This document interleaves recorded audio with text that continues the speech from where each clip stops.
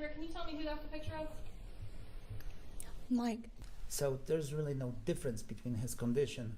Yes, there is, because little sweater. How I would wear that sweater. Oh, I forgot about this. And she had made a very odd comment. She said if you could help me hold a pillow over his face. My name is Olan Hulion and welcome back to my channel. In today's video, we are reacting to the Natalie Cochran trial. In today's video, we're reacting to day 1 and 2. Some of the key opponents of these days are the Davises testify and the Hamiltons testify. Those are my two favorite groups of people that have testified for the prosecutors. So yeah, we're reacting to that. And then what else? If you haven't already, like and subscribe and hit that notification bell so you will be notified whenever I post my next video.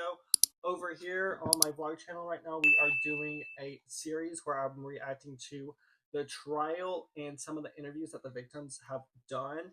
I think in my next video, I'll be reacting to Stephanie and John Hamilton's interview with Creepalacha. His videos are really good. His interviews are really good. He does some of these like folklore type videos. He just has like cool random people come and talk.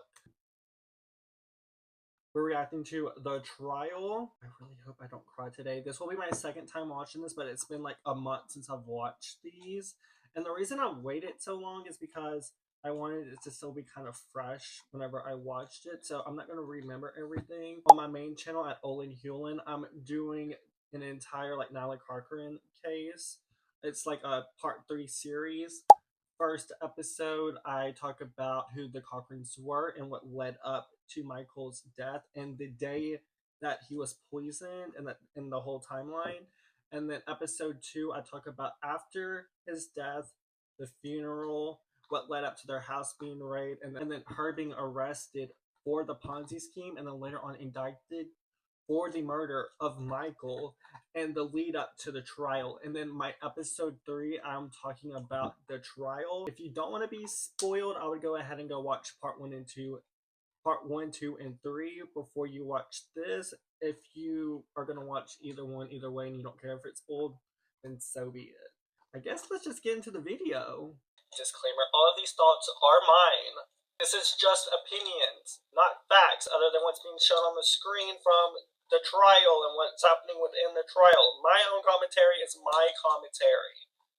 Okay, I shouldn't see it. Hopefully that's a good enough disclaimer. I'm about to react to John's testimony, John Hamilton's testimony. He's a state trooper, but he's about to testify in his civilian capacity. Yeah, I think that's what it's called. Raise your right hand, please, sir. Do you swear or affirm to tell the truth, the whole truth, and nothing?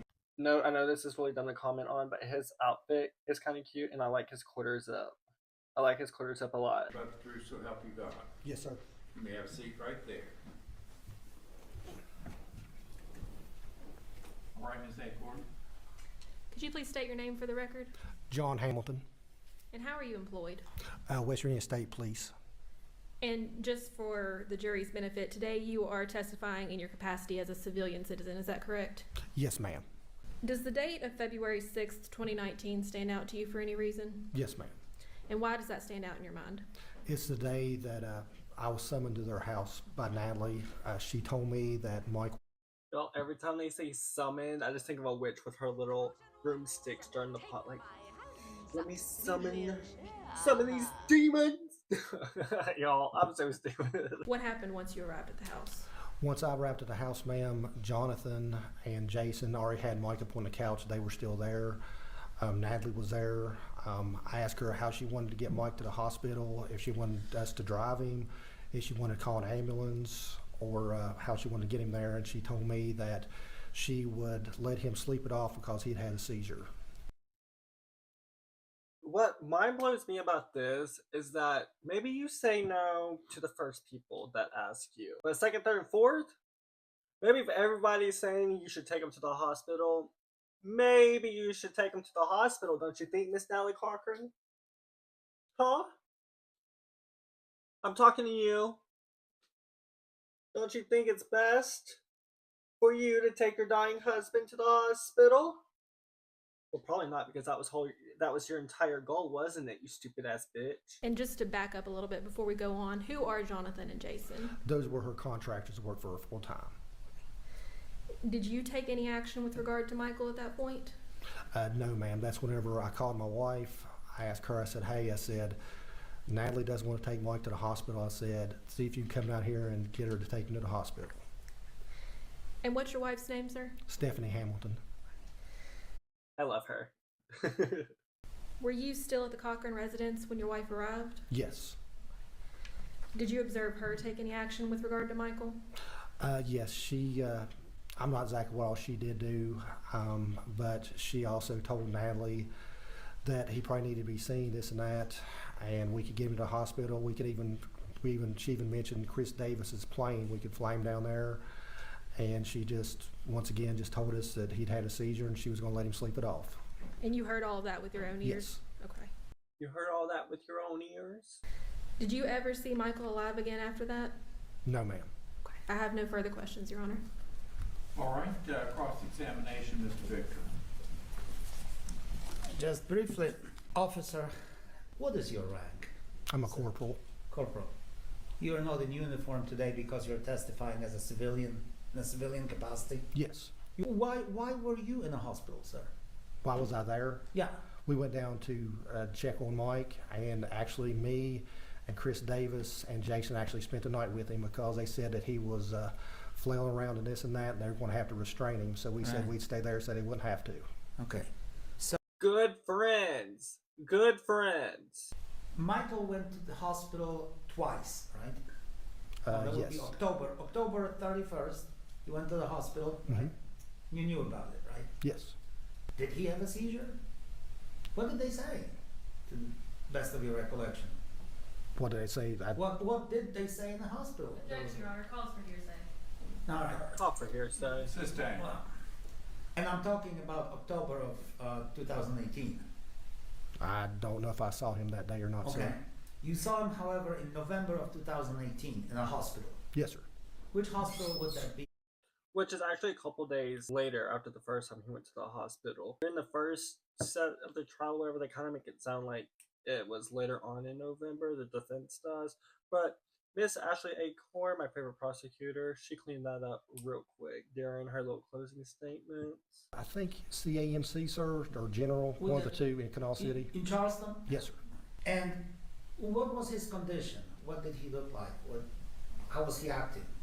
He was asleep whenever I got there, sir. He'd been sedated, I believe. Okay. And the next day, whenever he got up, he was talking and this and that. He slept all day? No, the next day, whenever he woke up, sir. Okay, so he woke up the next day? Yes, sir. So he slept just like he slept here in the home of February, in February of You didn't say that, sir. 19, right? But this night he'd been sedated, sir. Okay. Well, you don't, well, that's what they told you, right? Yes. Okay. It was not only a waste of time, but also waste of his money, because that Yes. was expensive, wasn't it? Yes. Okay. Now, Y'all, she looks so irritated. did you know about all the steroids that he was taking? No, sir. Or any substances that he was taking? No, sir. Was he a bodybuilder? Yes, sir. He stayed very fit. During this entire case, they're like, is he a bodybuilder? Is he a bodybuilder? Like, come on. Just because he lifts weights doesn't make you a bodybuilder, and the defense knows this, but they're trying to make it look like he was this professional bodybuilder that... Like, ew, no, he was not. He just, like, working out and staying fit. By the way, I don't find that attractive at all, and I'm pretty sure a lot of people don't. The big bronze and... No, I just want a fit man. Like, the rest of that's too much, y'all. But, you know, each their own. What did he do to stay fit? I mean, was he trying to participate in some bodybuilding competitions? What was he doing? As far as I know, sir, lifting weights. Lifting weights. Your wife, I understand, is a paramedic, right? She's Or a physician assistant, sir. a physician assistant. Yes, sir. So she knows something about medicine. Yes, sir. She does too, baby girl. She knows a lot about medicine. Did she believe that Mr. Cochran had to go to the hospital? Yes, sir. She also told Natalie to take Mike to the hospital. Okay. And you know what? You know what? If a physician's assistant is telling you that maybe you should take your husband to the hospital, maybe you should take your fucking husband to the hospital. Did Natalie mention anything to you about Mr. Cochran not wanting to go to the hospital? Yes, sir, she did. And you heard that before from himself? Yes, sir. How much did you invest with him? Sir, that was my wife. I had nothing to do with that. Okay, so you personally didn't lose any money? No, sir, that was... Y'all, during this trial, they're like, how did Michael not know? How did he not know about the Ponzi scheme? How did he not know? This man is literally telling you how he didn't know. He doesn't even know how much money his wife invested. Because guess what? He trusted his wife. Guess what Michael did? Trusted his wife. Period. In a discussion. But China, you know how a lot of Ponzi schemes are built? But trust. That was my wife. She was the one that dealt with Natalie on that part. Right, but would you agree with me that the marriage lost the Yes, money? sir. Yeah. Also, if anyone ever tells you marriage isn't a business deal, yes, it is. That is a business agreement. Not only do you marry for love, you also marry for the bad credit report. So you better have it together. You better hope you have the love, good credit report, or at least try to have a good credit report. I mean, shit happens, but still. And also make sure they're good with finances or somewhat knowledgeable with finances. If not, like, y'all have an agreement that, like, whoever's more knowledgeable within the finances knows and takes care of it, but also your partner should also kind of know, like, about finances. Y'all should have, like, a little sit down meeting, like, once a month, like, this is what's happening, this is what's been happening. Okay. Yeah. You don't know how much, do you? I couldn't give you an exact figure. Because I also feel like your partner shouldn't be, like, drifting off into sea, not knowing what's happening with the money, what's happening with this. They're just in La La Land thinking everything's being taken care of. I think they should know what's happening. Like, even when you're doing well, they should know that you're doing well. And when you're doing bad, don't be over here trying to save face, making them think that everything's okay whenever it's not. Like, not only is that bad for your health because you're going to get stressed out trying to keep this facade up for your partner kind of needs to know so your health doesn't decline. Sure. Okay. All right. Did you know Michael before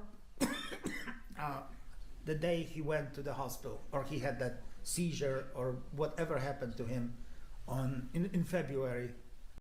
He stated that he knew him. Like, they literally just said they were friends. Did I know him, sir? Yeah. Yes, sir.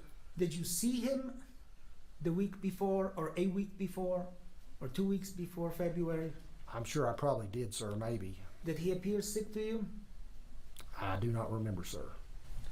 Do you know whether Natalie Cochran had any insulin? That woman in the back right there,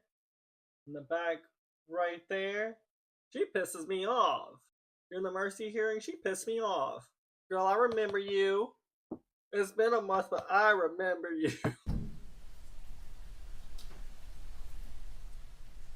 Did you see Natalie? Like, she's right here. She's literally telling him what to ask him. Which, I mean, I guess, go for it, but... Did you visit Michael in the hospital after his back surgery? I don't remember him having back surgery, sir. Okay. All right. When you saw Wait, did she just say, why doesn't he not remember? I think that's what she said. Well, I don't know. He had back surgery in 2017. It's currently 2025. in the hospital in late 2018, how did that compare with the condition you saw him in on February 6th of 2019? As far as just his condition, ma'am? Yes, the condition that you were able to observe yourself. Well, on that right there, he actually woke up when we saw him back then. So it took him a whole day, and took him until the next day to wake up. I think we got there late the evening, sir, maybe 10 o'clock or so, and he maybe woke up the next day, maybe 8, 9, something like that, sir. I couldn't give you an exact estimate. And you left the Cochran's home in February of 2019 at what time? I don't remember exactly what time it was, sir. So how many hours did you stay there?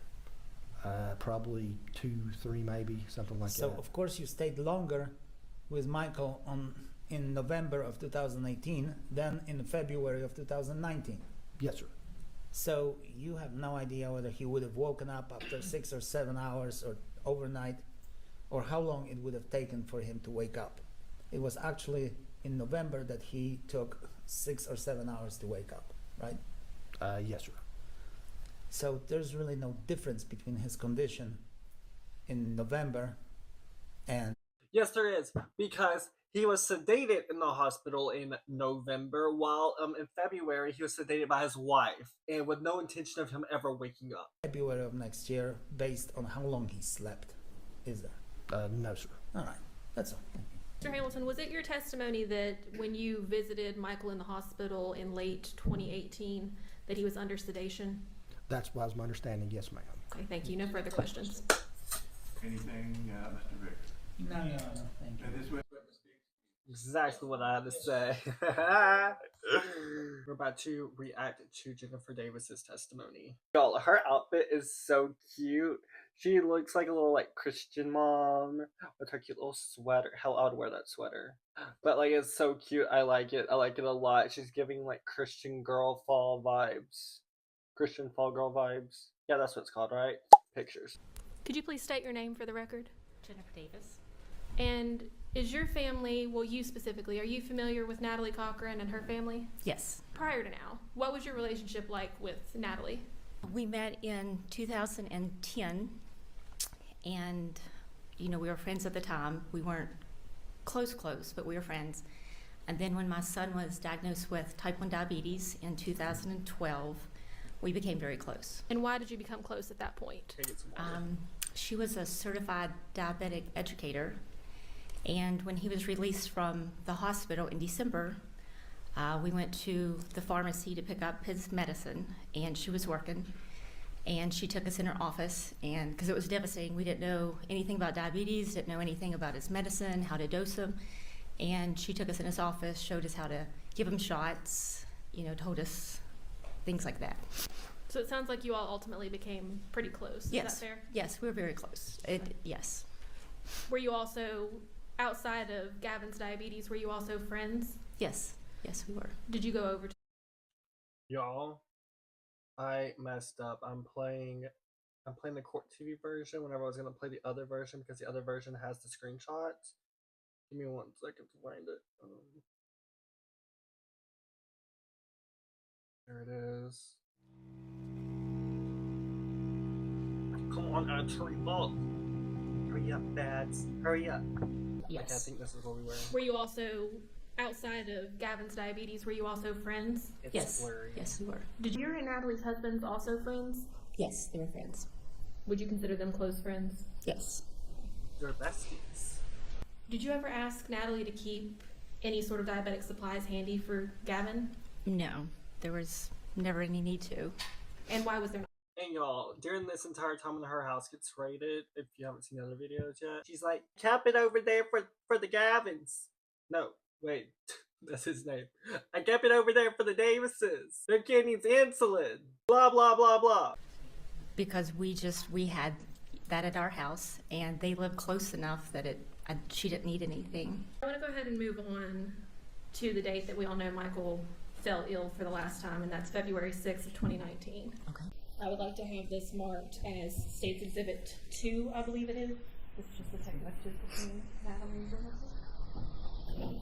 Is it 2? Yes, it's 2. All right, very well. Y'all, Judge Kirkpatrick is such a sweetheart. Like, he is literally the epiphany of, like, a sweet grandfather. Well, he looks like a grandfather, but he's just such a sweet man. During all of this, he's fair. Let me say, like, he's fair. And he's just so, like, chill. He's like, I've been doing this for years. I know exactly what I'm doing. Like, he's just a good man. I'm gonna, if it's okay with the judge, I'm gonna approach you before I put these on the projector. Okay. Okay. You may proceed. Thank you, Judge. Judge, how do you know that you were speaking with Natalie when you were having these conversations? Because it was our text stream that we had since forever, for years. Could she speak a little louder? I'm having trouble hearing her. All right, if you could speak a little louder. I'm sorry. Pull that microphone closer, and I think that would Yes. help Miss Davis. Okay. Much better. Y'all, during this entire court case, Stanley's always like, I can't hear you. Can you speak louder? Can you speak up? Can you move your microphone a little bit closer? Yo, I like Stanley as a lawyer, but it's so annoying. It's annoying. I got some thoughts about the defense overall, but Jennifer, can you see that okay? Yes. Can you just explain to me what's going on in this conversation? Yes. She said that her and Mike, they were both sick, and I think they had the flu or the norovirus, is what we were told either before or after. And they had to start taking small insulin. they're good. See, I wish they did this with all of the videos with the text, but it's only on this one. I went through all of these to look because I needed text messages for my video. This is the only video that does this, and I wish all of them did that. But chef's kiss. I know she said that the flu and the norovirus had hit her hard and made her more sick because of the cancer that she had. So then I had asked her if she was going to the cancer center or Dr. Halsey, and then I volunteered a vial of insulin if she needed it. And she went to Halsey today. Your Honor, I'm going to object. The document speaks for itself. Every time this man objects, it pisses me off. Like, dude, can you just take a breather? Like, go outside, smoke you a cigarette because you look like you do. What sort of insulin did you put in that bag, if you remember? It was Humalog. That's what my son takes, is Humalog. Was it a new bottle? Yes. Did you require a prescription to get that particular type of insulin or not? Yes. No, you have to have a prescription for that. Okay. You didn't send any needles over with it, though? No. Okay. I can tell you where she got the needles from. Okay. Jennifer, can you tell me who that's a picture of? Mike. That's Mike. And Natalie sent you that photograph? Yes. Did she provide any context for that? Did she call you or anything? Or is this, you No. just received this out of the blue? Just that. What did this picture mean to you when you received it? I mean, just Judge, I'm going to object to this. I know y'all can't see the picture. If you want to go look it up, you can. But the fact that someone would let their husband sit on the floor like this and be like, "Let me take a picture." Why would you do that? Like, it literally. And this man it literally looks like he's in the fetal position.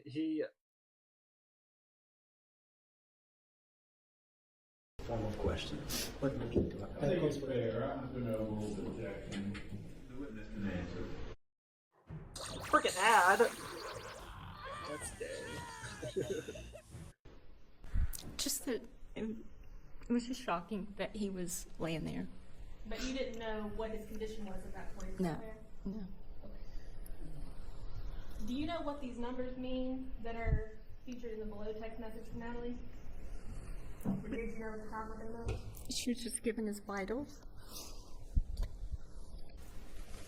Now at this point, your husband had already dropped off Over there, the white bag shit. of insulin. The and- prosecutor is testifying, Your Honor. Yes, So, if you could that's- rephrase yeah. the question. Sure, Your Honor.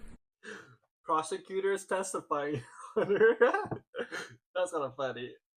Had Chris already gone by their house at that point in time? He went there that morning. Had you been by their house at any point that day?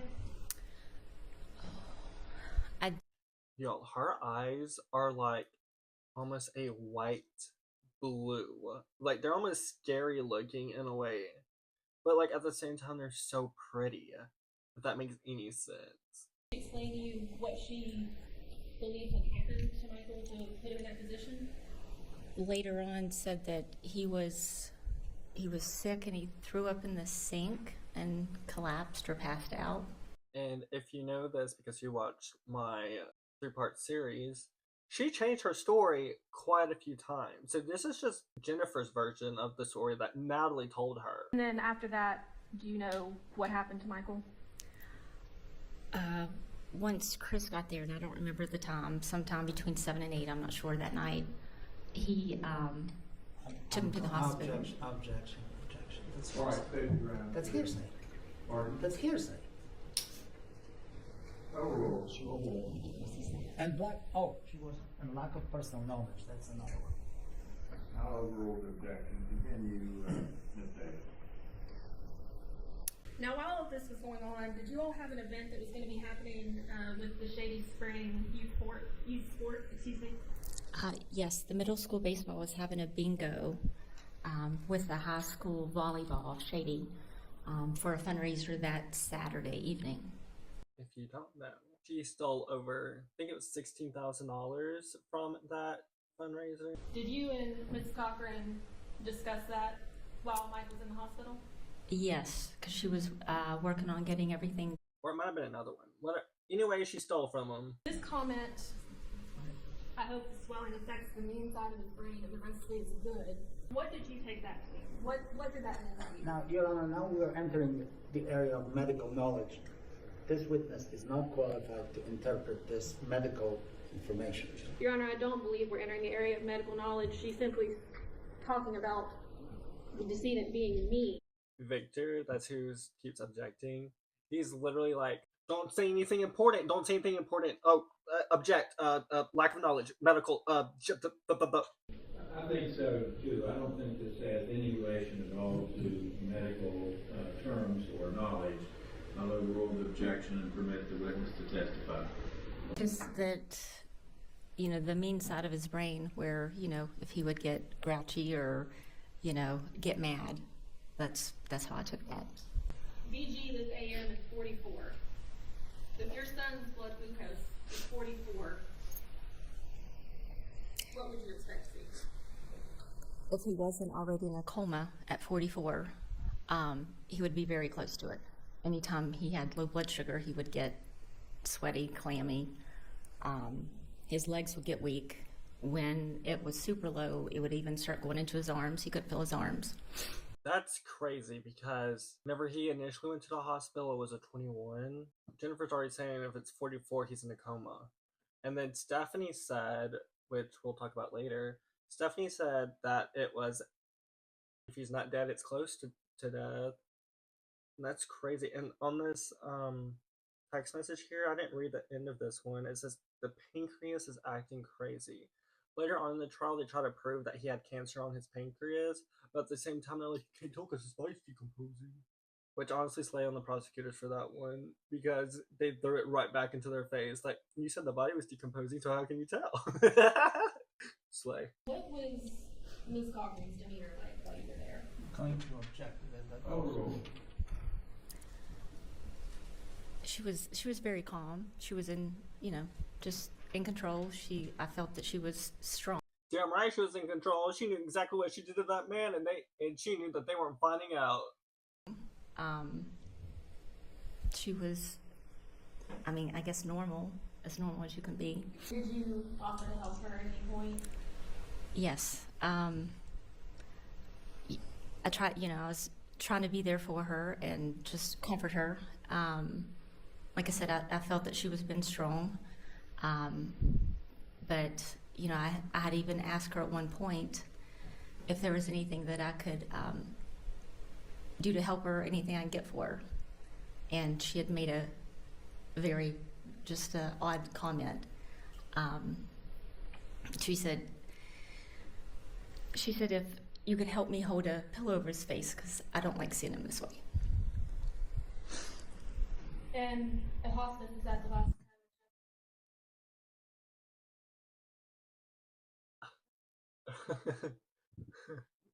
Oh, I forgot about this.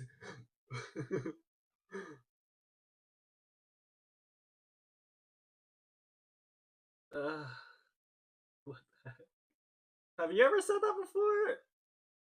Not me. I'm over here. Jesus, please let him live. Please, God, please let him be okay. I'm over here praying. Not trying to participate in the death. I'm like, please let a miracle happen. Michael alive? Yes. I have no further questions, Your Honor. Cross-examination, Mr. Victor.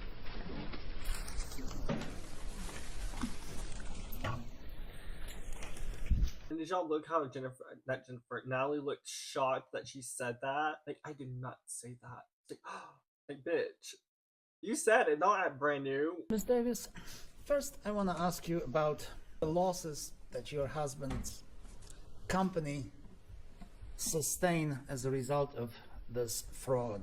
What were your losses? It was with him and his business partners, so it wasn't any personal loss of ours. He was the third. Well, let me ask you about your husband and his partners. How much did they lose? They lost over $500,000. $500,000.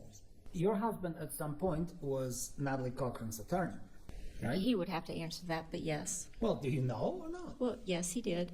Okay. And yet, after he and his company lost over $500,000, he testified against her in federal court, didn't he? Correct. Okay. Her own attorney. He was not representing her at that time. Okay. Yeah, get him. Her own attorney. He gets her. How dare he? Like, shut the. And let's talk about this Humalog for a second. You know that there are two types of insulin. One is Novolog and one is Humalog, right? Correct. And you know that because your son, very sadly, diabetes 1, as we call it, right? Yes. Which is a very serious problem. Yes. Well, Novolog, you cannot get over the counter. True? You cannot get it over the counter. But Humalog, you can. Humalog, you can't. That's a prescription. You cannot? You cannot. It's a prescription. And so if there was Yo, he gotta trip her up. any testimony here that you can, of course, that would be incorrect in your mind. Right. I see. All right. Is your testimony here today that Natalie Cochran never had any medication for your son? Correct. Did you, in fact, allow her to pick up the medication for your son from the pharmacies? Yes, she would pick up medicine and then drop it off at the house. I'm going to ask you again whether she was allowed to have the medication in her possession. She answered your question. You just want to rephrase it to make it look. See, she did have it.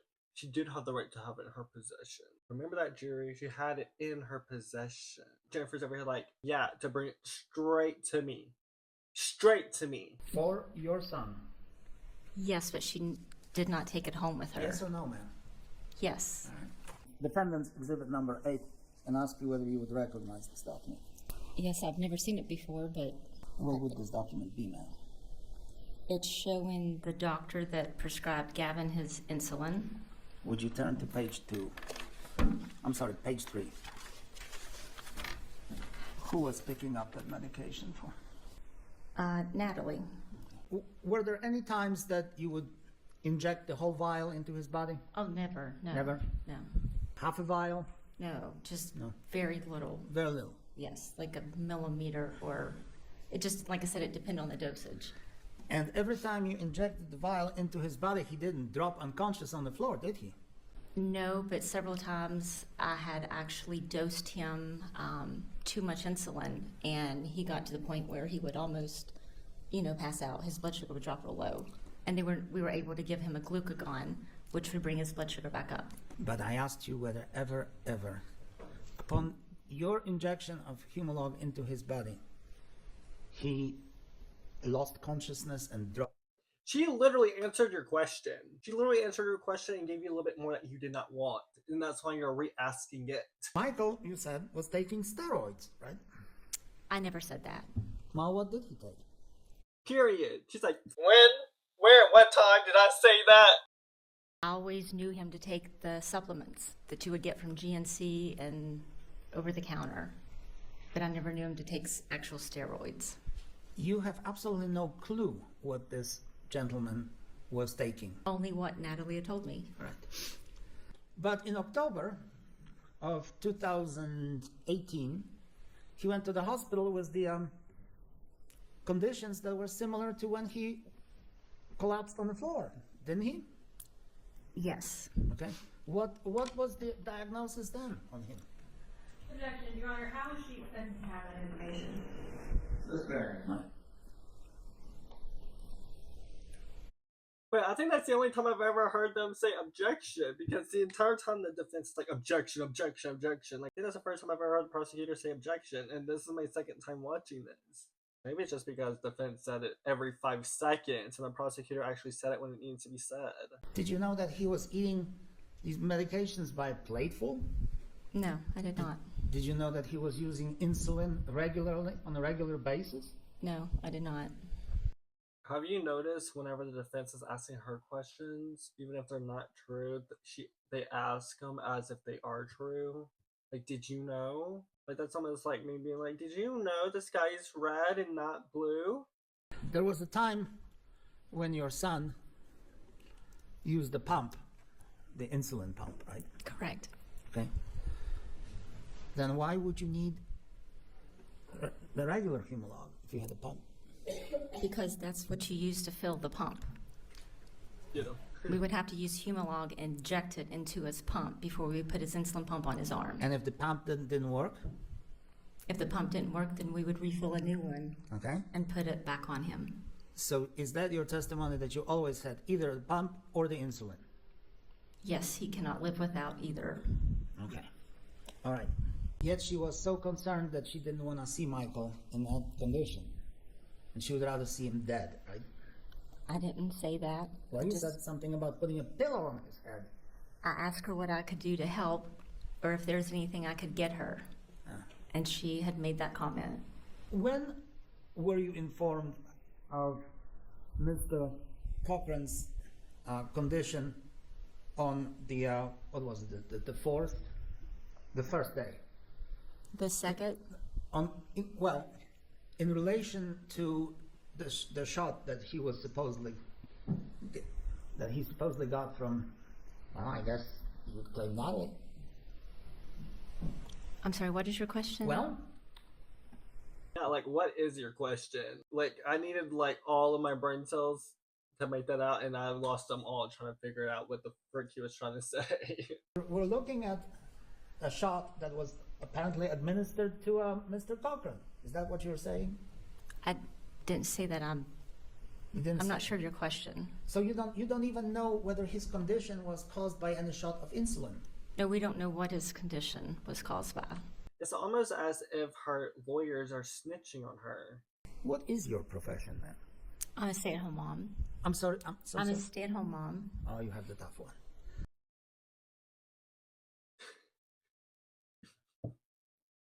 I don't know, why don't you stay at home, clean, cook, take care of the kids? Why don't you try it for a day? Have you yourself participated in any business transactions with Natalie or Micheal Cochran? She would help with the juvenile diabetes fundraisers. Okay. She would sponsor those, and we did a motorcycle rally. She held a couple of those for him, and also a 5K run for diabetes. All these fundraisers that she's talking about, it's never discussed if that money actually went to where they said they were going, or if Natalie pocketed that money. If you don't, let me know in the comments. But what I've seen, I've deep dived into this entire case, and I haven't seen that if it's been confirmed or not.